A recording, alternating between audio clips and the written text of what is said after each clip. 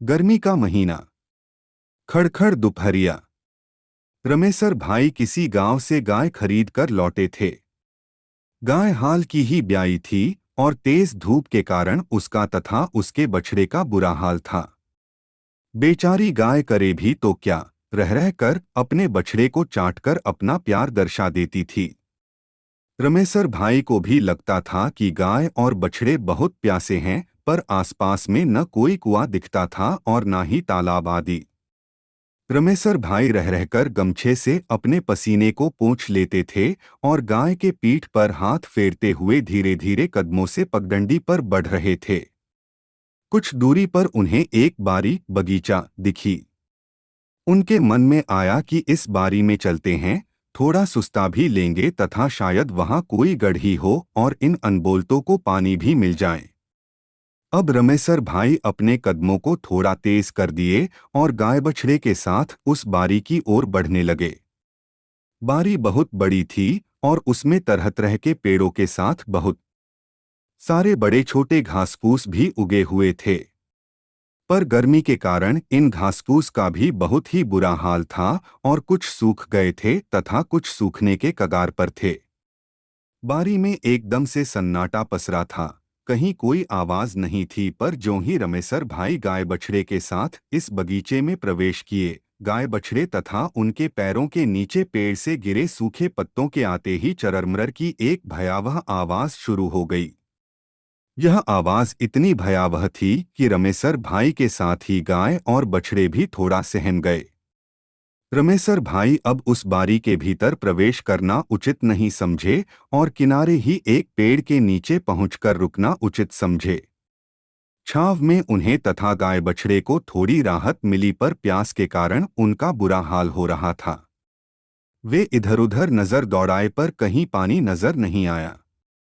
उन्होंने थोड़ी हिम्मत करके गाय बछड़े को वहीं छोड़कर पानी की तलाश में उस बारी के भीतर प्रवेश कर उचित नहीं समझे और किनारे ही एक पेड़ के नीचे पहुंचकर रुकना उचित समझे। छांव में उन्हें तथा गाय बछड़े को थोड़ी राहत मिली, पर प्यास के कारण उनका बुरा हाल हो रहा था। वे इधर-उधर नजर दौड़ाए पर कहीं पानी नजर नहीं आया। उन्होंने थोड़ी हिम्मत करके गाय बछड़े को वहीं छोड़कर पानी की तलाश में उस बारी के भीतर प्रवेश करने लगे। उन्हें लगा कि शायद इस बारी के भीतर कोई तालाब हो, वह भले सूख गया हो पर शायद थोड़ा भी पानी मिल जाए। रमेसर भाई अब अपने सर पर बंधी पगड़ी को खोलकर गमछे को कमर में बांध लिए और मुस्तैदी से लाठी को हाथ में पकड़े बारी के अंदर ढुकने प्रवेश लगे। बारी बहुत ही घनी थी और उस खड़खड़ दोपहरिया में उस बारी में एक अजीब सा खौफनाक सन्नाटे पसरा था। उसी सन्नाटे में रह रहकर रमेसर भाई के पैरों की नीचे पड़ने वाले पत्ते एक और भी भयावह एहसास करा जाते थे। बारी में काफी अंदर जाने पर रमेसर भाई को एक गड्ढी तालाब दिखी। उसके पेटे में थोड़ा सा स्वच्छ पानी भी था, पर उस गड्ढी के किनारे का नजारा देखकर रमेसर भाई के कदम ठिठक गए। अनायास की उनके माथे से पसीने की बूंदें टपट पाने लगीं। उनके कदम अब ना आगे ही बढ़ रहे थे और ना ही पीछे ही। दरअसल गड्ढी किनारे कुछ भूत प्रेत हुल्लड़बाजी कर रहे थे, एक दूसरे के साथ मस्ती कर रहे थे और कभी कभी उछलकर पानी में भी गिर जाते थे या दूसरे भूत भूतनी को पानी में ढकेल देते थे। वहीं पास के पेड़ों पर भी इधर उधर कुछ भूत प्रेत उन्हें बैठे नजर आए। इन भूतों में से कुछ बहुत ही भयंकर थे तो कुछ बहुत ही छोटे। किसी के पैर नहीं थे तो किसी के 4 से 5 पैर। वहीं उनको एक ऐसा भूत भी दिखा जो पूरी तरह से बालों से ढका था और बहुत ही विकराल था। हाँ, पर पेड़ पर बैठे 1 से 2 भूत ऐसे थे जो देखने में एकदम आदमी सरीखे दिखते थे। ऐसा लगता था कि गांव का ही कोई आदमी तमाशबीन के रूप में इन पेड़ों पर बैठा है। यह माहौल भले रमेसर भाई के लिए डरावना था, पर उन भूत भूतनियों के लिए उल्लासमय। अब रमेसर भाई क्या करें? 2 से 4 मिनट बाद कुछ हिम्मत कर मन ही मन हनुमान जी का नाम दोहराने लगे और धीरे धीरे बिना पीछे मुड़े सामने देखते हुए पीछे की ओर चलने लगे। चुपचाप कुछ देर चलने के बाद अचानक घूम गए और जय हनुमान जी कहते हुए लंक लगाकर गाय वाली दिशा में भागे। गाय के पास पहुंचकर ही रुके। गाय के पास पहुंचते ही वे गाय के शरीर पर हाथ रख दिए। गाय थोड़ी सी शांति और छाया पाकर वहीं बैठ गई थी और उसका बछड़ा भी चुपचाप पूंछ हिलाते हुए वहीं खड़ा था। कहा जाता है कि गौवंश का साथ हो तो भूत प्रेत पास नहीं आते। खैर उनके पास तो गाय ही थी जिसमें देवताओं का वास होता है, तो फिर क्या डरना। उन्हें लगा कि अगर भूत प्रेत हल्ला बोलेंगे तो वे गाय से चिपककर इस बारी से दूर हो जाएंगे। 5 मिनट तक वे गाय के पास ही उससे सटकर बैठ गए। गाय के पास बैठने पर उनका डर थोड़ा कम हुआ और हिम्मत भी लौट आई। रमेसर भाई सोचे कि अरे मैं तो गबड़ू जवान हूं, रोज पहलवानी भी करता हूं, अखाड़े में कोई मेरी पीठ नहीं लगा पाता और मैं आज इतना डर गया। अरे इन भूत प्रेतों से क्या डरना। आज मैं हर हालत में इनका सामना करूंगा और देखता हूं कि ये भूत प्रेत मेरा क्या बिगाड़ पाते हैं। अगर आवश्यकता पड़ी तो इन सबको ललकार दूंगा और दौड़ा दौड़ा कर मारूंगा। दरअसल बात यह थी कि रमेसर भाई बहुत ही निडर स्वभाव के थे और अकेले ही रात में गांव से दूर तक घूम आते थे। रात को नहर के पानी से दूर दराज के खेतों को भी पटा आते थे और आवश्यक होने पर दूर दराज के खेतों में भी अकेले ही सो जाते थे।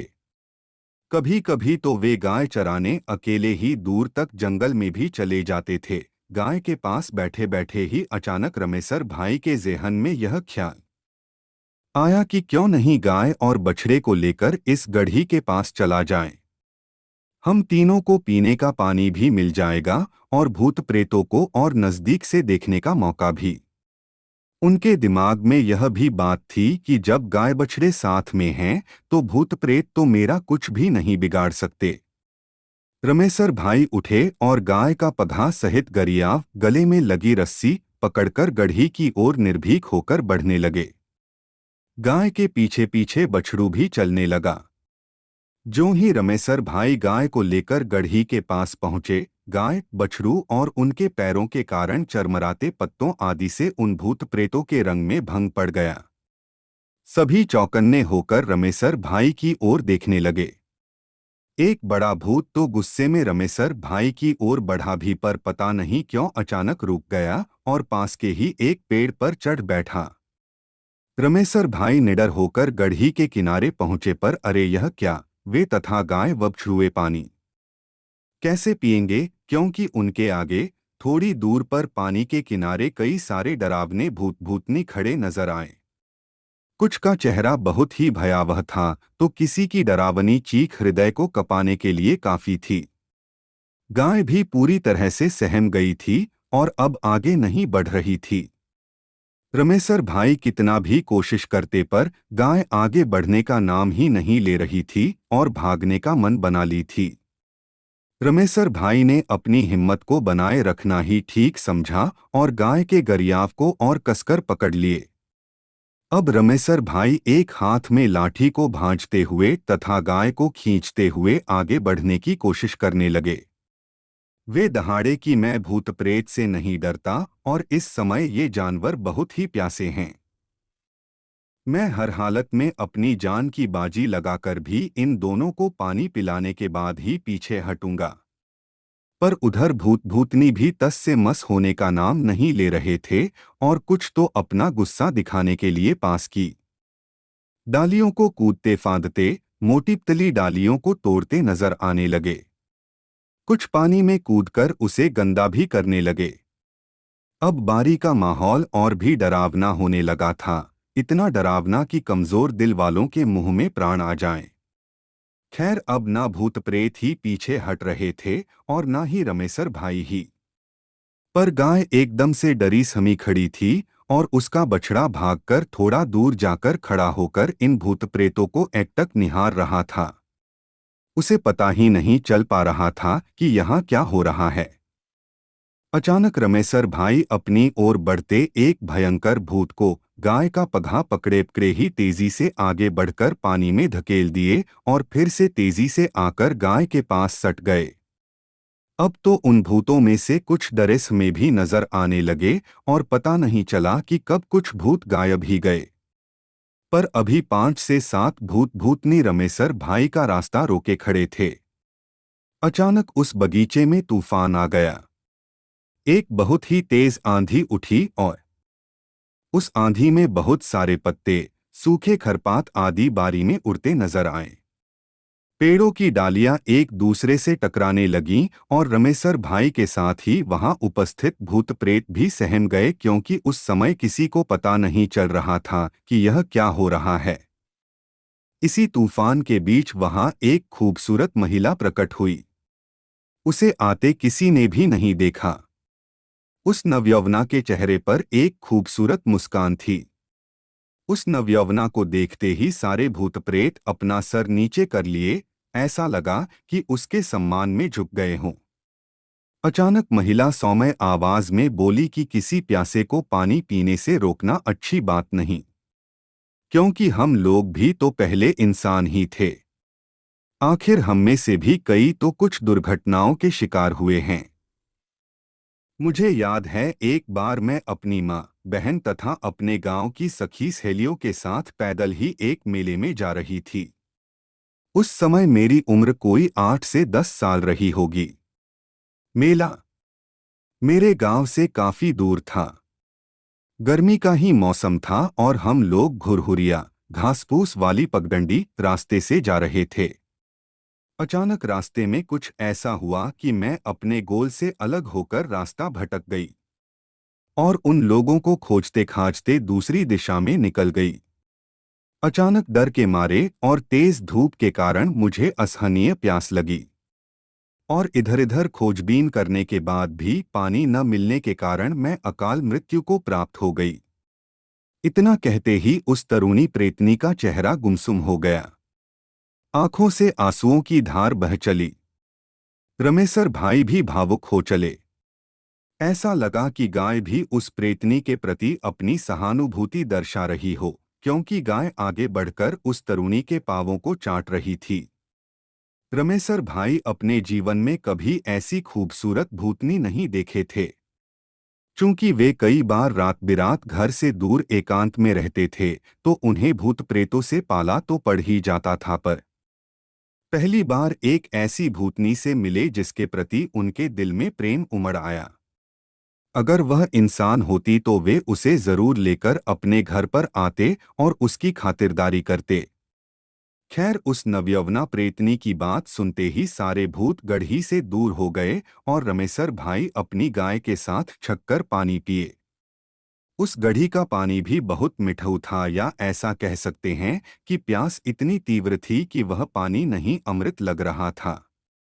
बछड़ा भी अब कोड़ाकर गढ़ी किनारे आ गया और पानी पीने लगा।